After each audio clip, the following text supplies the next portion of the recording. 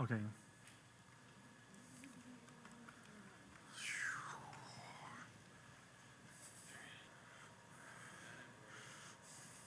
Well, you were driving the Batmobile too fast? Is that what it was? All right, y'all, I got good news and I got bad news this evening. What do y'all want first? Slideshow, so it shouldn't take the full hour, so y'all are in luck. So what I wanted to mention was it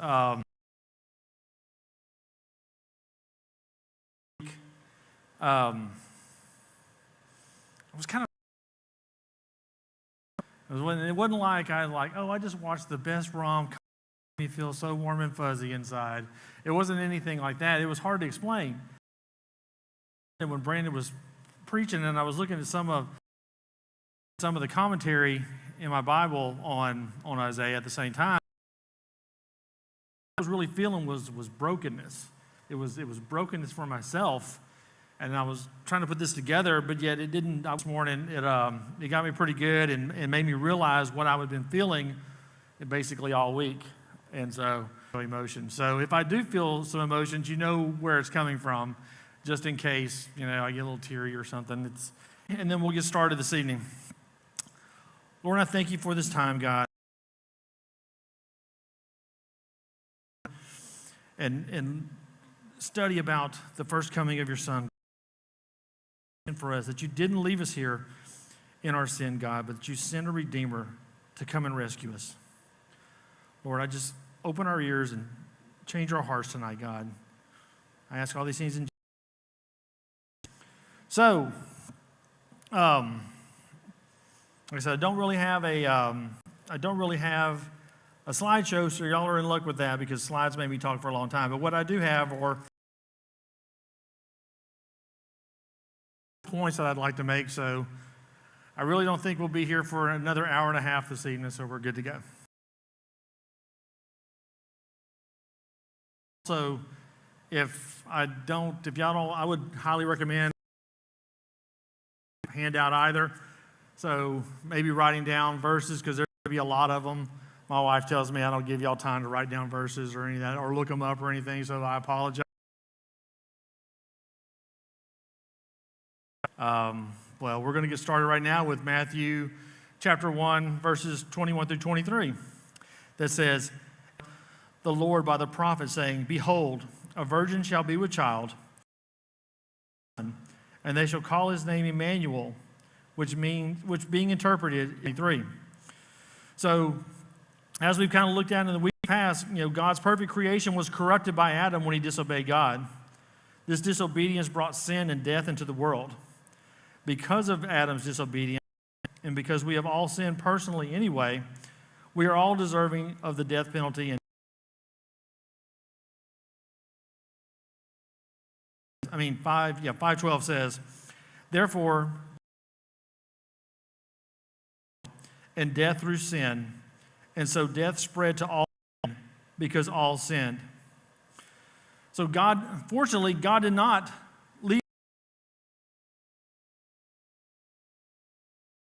He promised to send someone who would one day take away the penalty of sin.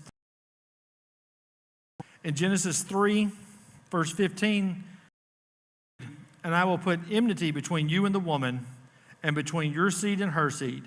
He shall.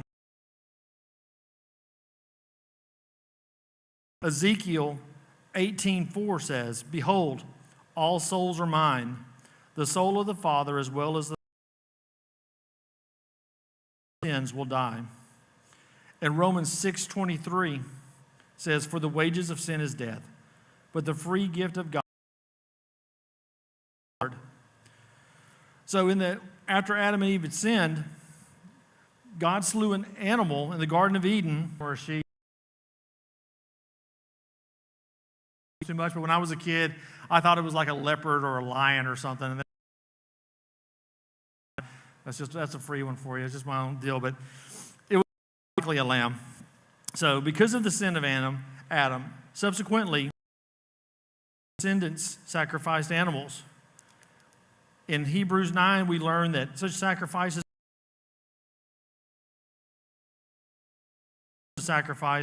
will be made by the one whom God would send. When God gave Moses the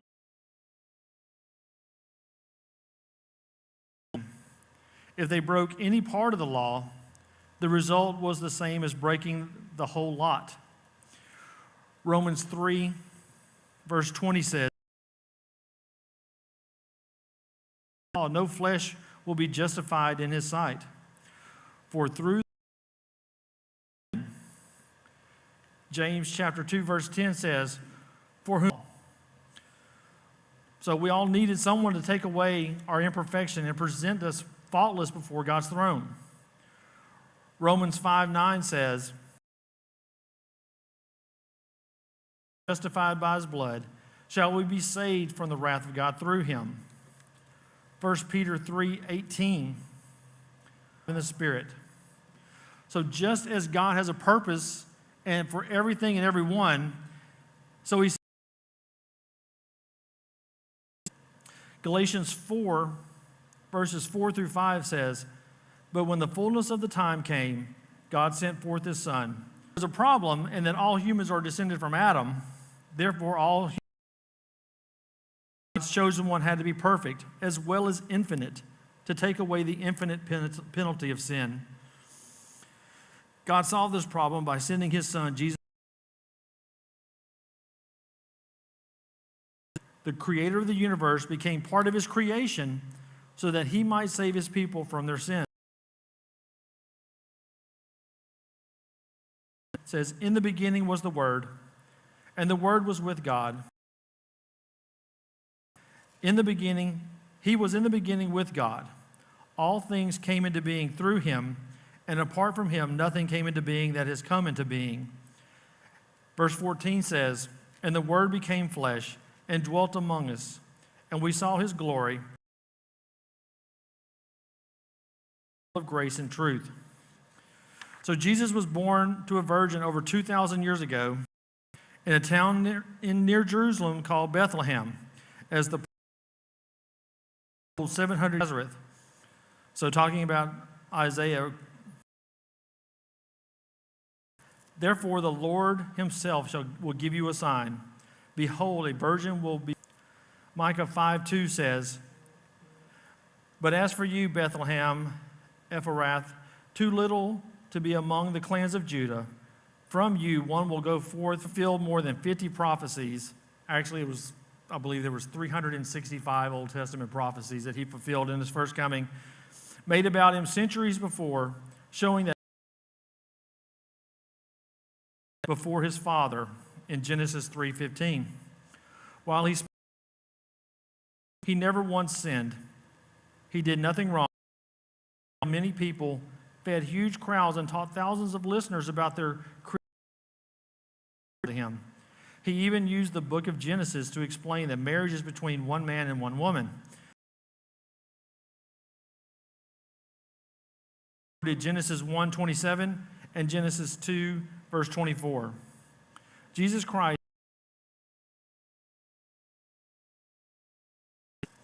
So, again, I've got four things that I'd like to discuss that Jesus Christ accomplished at his first coming.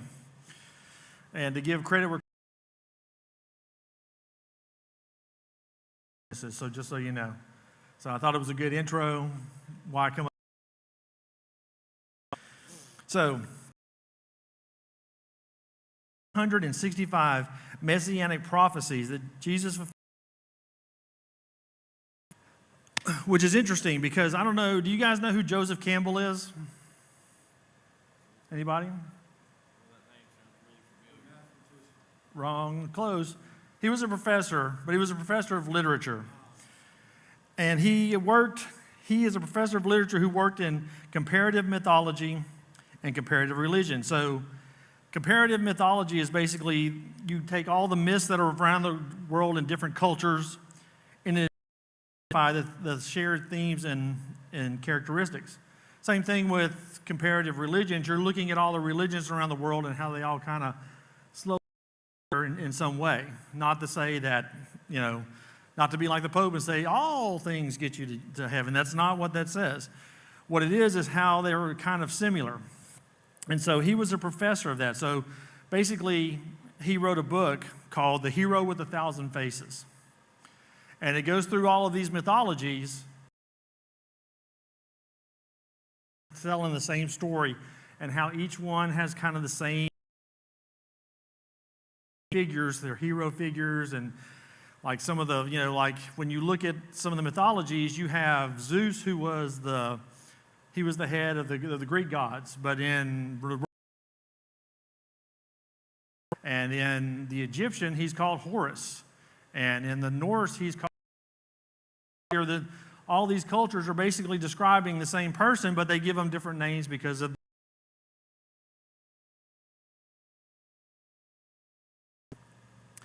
So he wrote this book called The Hero with a Thousand Faces. And basically the theory of this book is that the mythological narratives share a fundamental similarity. These myths brought him to write this book in which he details the structure of what he called the monomyth. So basically, stories are essentially telling the same story. Like we have all these different stories of the flood, but they're all kind of telling the same story. Joseph Campbell wasn't a Christian. He was just someone who started pulling all these things. And so in the hero's journey, there's basically 17 stages. If you on this journey that he takes around from being, nobody to the Messiah kind of thing.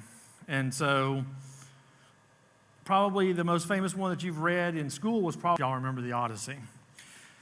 So can y'all think of possibly any, which one? Aragorn. I haven't heard of that one. What is that? Lord of the Rings. Oh, no, no. Close, but yeah, you're close, but it kind of does. Joseph Campbell said that George Lucas was his best student ever.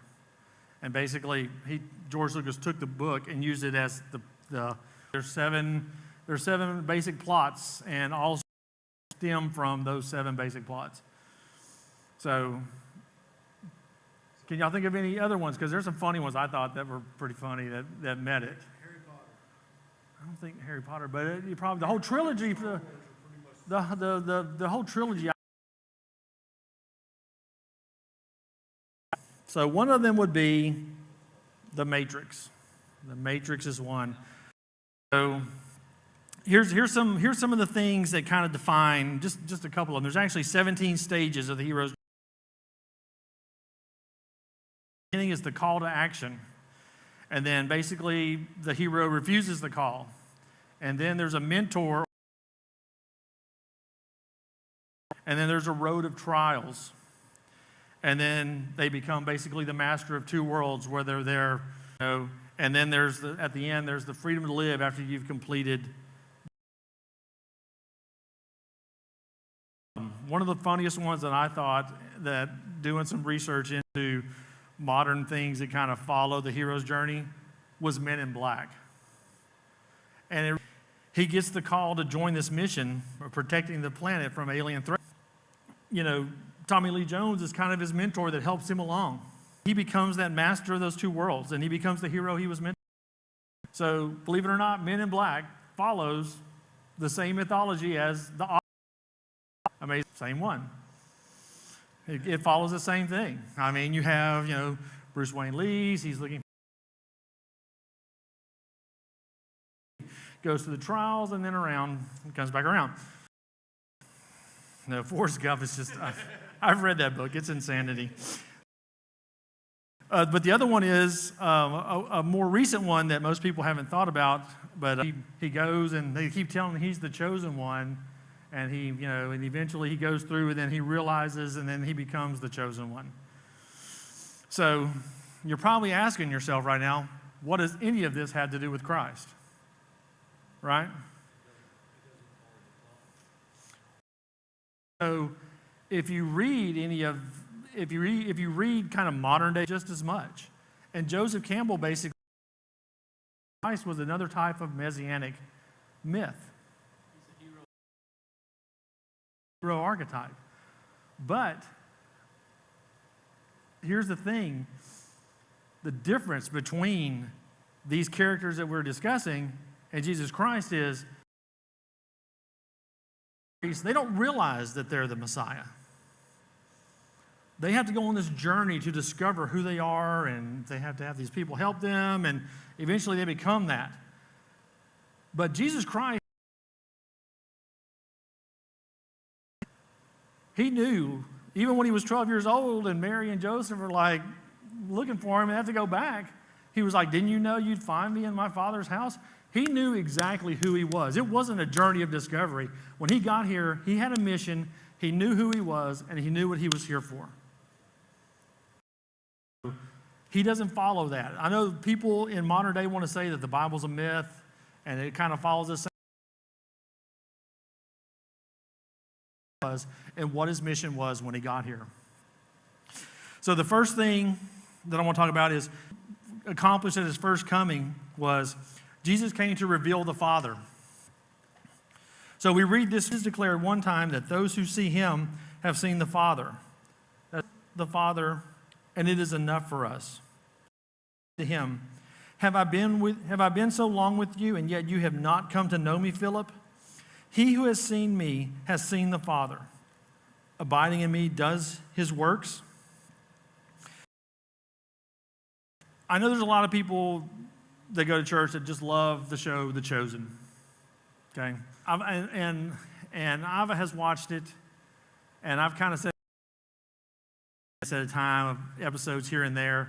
But the one thing that always gets me is it's like, Jesus is like, hey, I really need to study. I've got this sermon I'm going to do over here. I needed to study.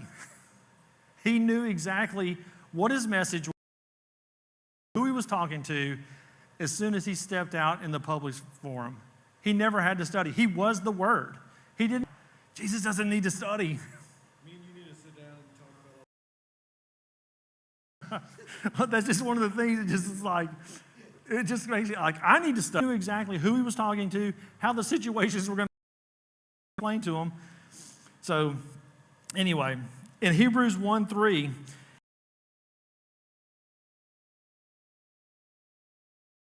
God is a great spirit. He is invisible. He cannot be seen like. One of the ways we can know something about the nature of God is to look at Jesus. John 1:14, the Word was made flesh and dwelt among us. In 2 Corinthians 4:6, God, who commanded the light to shine out of darkness, has shone in the face of Jesus Christ. So ever since the streets of Athens, in Israel, generation as soon as Adam and Eve were driven out of Eden, they looked out of heaven and appeared on earth. Before this, the eternal God had not been seen by mortal eyes, only in the angelic form, or what is more properly called a theophany.